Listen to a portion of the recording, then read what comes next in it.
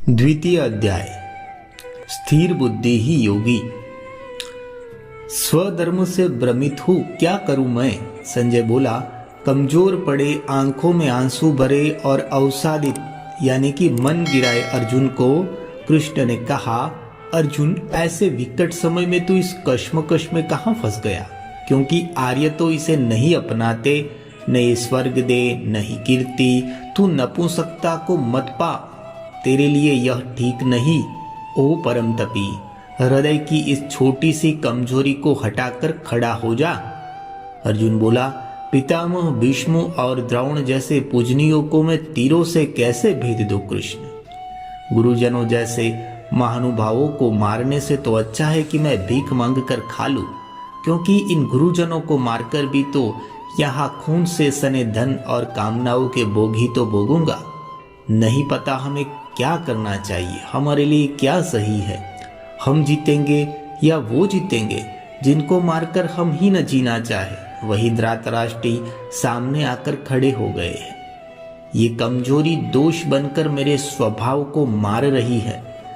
स्वधर्म के प्रति भ्रमित हुए चित्त से मैं आपको पूछता हूँ, जो मेरे लिए निश्चित रूप से श्रेयकारी हो, मुझे सिखाओ। शिष्य के जैसे मैं आपकी शरण में हूँ, क्योंकि इंद्रियों को सुखाए जा रहे मेरे इस शोक को हटाने का मुझे कोई उपाय नहीं दिख रहा। वो सारी पृथ्वी का दुश्मन रहित राजपाट, सुख समृद्धि या फिर चाहे देवलोक का साम्राज्य ही क्यों न हो, अंतर्यामी कृष्ण को मैं नहीं लड़ूंगा, ऐसा कहकर नींद को काबू में रखने वाला अर्जुन चुप हो गया है। संजय बोला। शोक नहीं करते? संजय बोला, राजन, दोनों सेनाओं के बीच में अवसादित अर्जुन को अंतर्यामी कृष्ण ने मुस्कुराते हुए कहा, जो शोक करने लायक नहीं उसके लिए तू शोक कर रहा है और ज्ञान की बातें भी कर रहा है। ज्ञानी तो शोक नहीं करते, न उनके लिए जो चले गए, न ही उनके लिए जो अभी नहीं गए। ऐसा कभी नहीं था कि मैं नहीं था, तू नहीं था या ये राजा लोग नहीं थे, और भविष्य में भी ऐसा नहीं होगा कि हम सब नहीं होंगे।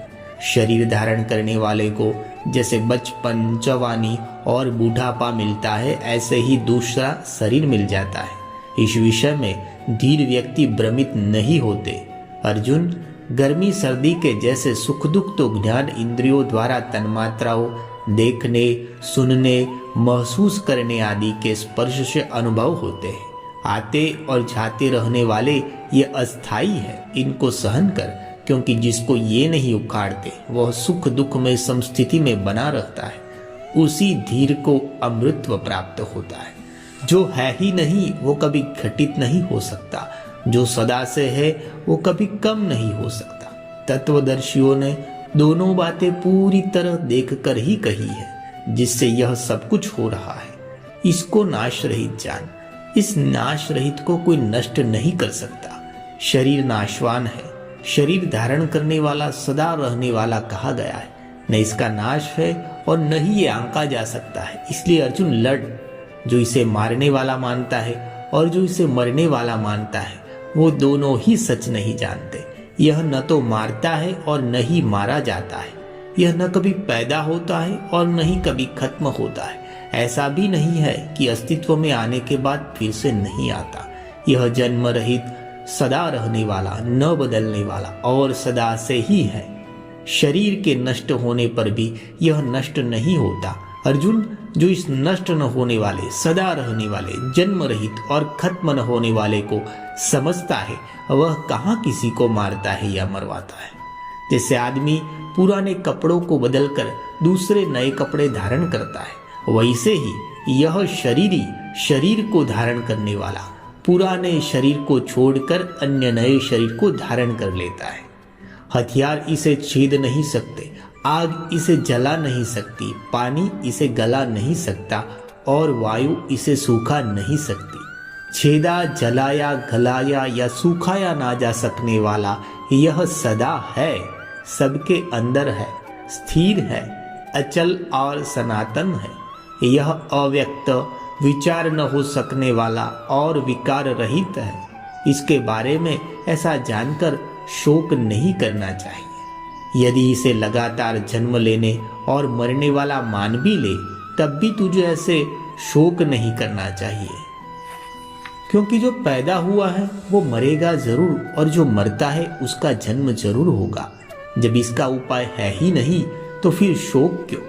सभी प्राणी जन्म से पहले अव्यक्त होते हैं, फिर पैदा होकर बीच में व्यक्त हो जाते हैं, मरकर फिर से अव्यक्त हो जाते हैं। इसमें दुखी होने का क्या मतलब?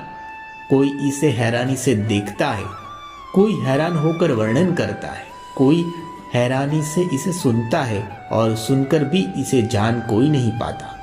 शरीरों में स्थित शरीरी को मारना संभव नहीं है, इसलिए सभी प्राणियों के लिए तेरा शोक करना ठीक नहीं है। स्वधर्म से नहीं हिलते। अपने स्वधर्म जन्म से धारण हुए 3 गुण को देखते हुए हिलना नहीं चाहिए, क्योंकि क्षत्रिय के लिए धर्ममय लड़ने से श्रेयकारी और कुछ भी नहीं है। इसका ऐसे मिलना तो जैसे अपने आप खुला स्वर्ग का द्वार है। सुखी है वो क्षत्रिय जिन्हें ऐसे लड़ना मिलता है। अब भी यदि तू इस धर्ममय लड़ाई को नहीं करेगा तो स्वधर्म और कीर्ति को खोकर पाप को पाएगा। सब लोग हमेशा तेरी अपकीर्ति की बातें करेंगे। एक सम्मानित व्यक्ति के लिए अपकीर्ति मरने से भी ज्यादा दुखदाई है। महारथी मानेंगे कि तू डर के मारे लड़ाई से भाग निकला। जिनके लिए तू आज बहुत बड़ा है, छोटा हो जाएगा। तेरा अहित चाहने वाले तेरे सामर्थ्य की निंदा में वो सब कहेंगे जो सही नहीं है। इससे ज्यादा पीड़ादायी और क्या हो सकता है? यदि तू इस लड़ाई में मारा गया तो स्वर्ग को पाएगा, और जीत गया तो पृथ्वी के सुख भोगेगा। सो अर्जुन उठ, निश्चय करके लड़ने के लिए खड़ा हो। सुख दुख, लाभ हानि, जय पराजय सब एक समान समझकर लड़ाई लड़। इससे तू पाप को प्राप्त नहीं होगा। यह बुद्धि मैंने तेरे लिए सांख्य दर्शन की दृष्टि से कही है। बुद्धि भटकने के कारण हटाओ। अब तू इसे योग दर्शन की दृष्टि से सुन, जिसे समझने से तू कर्म बंधन से छूट जाएगा। इसे अपना कर शुरू किए कर्म का न तो नाश होता है, न ही कोई विपरीत फल। इसमें स्वधर्म का थोड़ा सा आचरण करना भी बड़े डरों से रक्षा करता है। इसमें लक्ष्य को तय करने वाली बुद्धि तो एकाग्र होती है, परंतु इसके विपरीत लक्ष्यहीन बुद्धि बंटकर अनेक विचारों का समूह होती है। अर्जुन, इसे ना समझने वाले फूलों जैसी सुहावनी वाणी से वेदों का आश्रय लेकर बोलते हैं, वाद विवाद करते हैं और कहते हैं वो जो कह रहे हैं उसके सिवा और कुछ भी सही नहीं। कामनाओं में लिपटे स्वर्ग को परम कहते हुए जन्म और कर्म फल मिलने, भोग और ऐश्वर्य की प्राप्ति के लिए बहुत सारी विशेष क्रियाओं को करने पर जोर देते हैं। जिनके चित्त भोगों और ऐश परस्ती की अपेक्षाओं ने हरे हुए हैं, उनकी लक्ष्य साधक बुद्धि सम नहीं हो पाती। कर्म करना ही तेरे बस में। वेद 3 गुणों के विषयों के बारे में। अर्जुन, तू तीनों गुणों से पार हो। द्वंद्वों को छोड़कर सतत प्रवाह में स्थित रहते हुए क्या पाया क्या नहीं मिला की चिंता छोड़ और अपने आपे में रह। जैसे चारों ओर से भरा पूरा सागर मिल जाने पर छोटे गड्ढे के जल का जितना प्रयोजन रह जाता है, वैसे ही ब्रह्म की समझ आने पर सब वेदों का रह जाता है। कर्म करना ही तेरे बस में है। उसका फल कभी ना तू कर्म फल का कारण बन और ना ही कर्म न करने से लगाव रख। अर्जुन, बिना किसी अपेक्षा के योग में स्थित रहकर कर्म कर। कर्म के सिद्ध होने या न होने पर सम रह। इस एक समान बने रहने को ही योग कहते हैं। बुद्धि को स्थिर कर।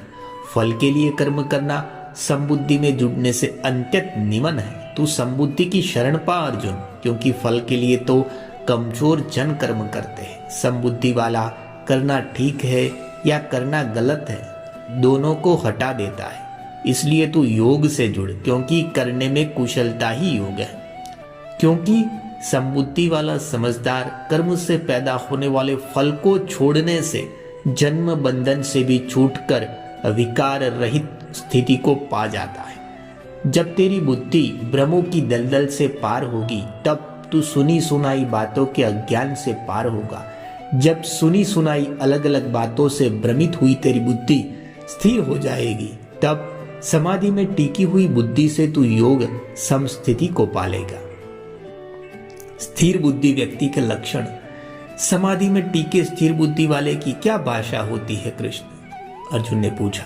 स्थिर बुद्धि कैसे बोलता है, कैसे बैठता है, कैसे व्यवहार करता है? भगवान बोले, जब मन में आ रही सभी कामनाओं को हटाकर वह अपने आपे में रमा हुआ संतुष्ट है, तब स्थित प्रज्ञ स्थिर बुद्धि कहलाता है। दुखों से बेचैन न होने वाला, सुखों की अपेक्षा से छूटा हुआ, जो ललक, डर और गुस्से को पार कर गया है, ऐसे मनन करने वाले की बुद्धि को स्थिर कहते हैं। जो सब ओर की अपेक्षाओं से छूटा हुआ, शुभ मिलने पर खुश न हो और अशुभ से उखड़े नहीं, उसकी बुद्धि प्रतिष्ठित स्थिर स्थापित हो गई है। जैसे कछुआ अपने अंगों को समेट लेता है, वैसे ही व्यक्ति इंद्रिय विषयों के सुखों की अपेक्षाओं से जब मन को समेट लेता है, तब उसकी बुद्धि स्थिर हो जाती है। इंद्रियों से विषयों को ग्रहण न करने पर विषय तो छूट जाते हैं, परंतु उनका रस नहीं छूटता। परम का अनुभव होने से स्थिर बुद्धि व्यक्ति का उनमें रस भी छूट जाता है। अर्जुन, यत्न करने पर भी ये मत देने वाली इंद्रियां सब समझने वाले व्यक्ति के मन को भी जोर से हर लेती है। इन सभी इंद्रियों को अनुशासित करके मुझ में रम, क्योंकि जिसकी इंद्रिया वश में है उसी की बुद्धि स्थिर है। गुस्से, भ्रम और बुद्धि नष्ट होने से होता नाश।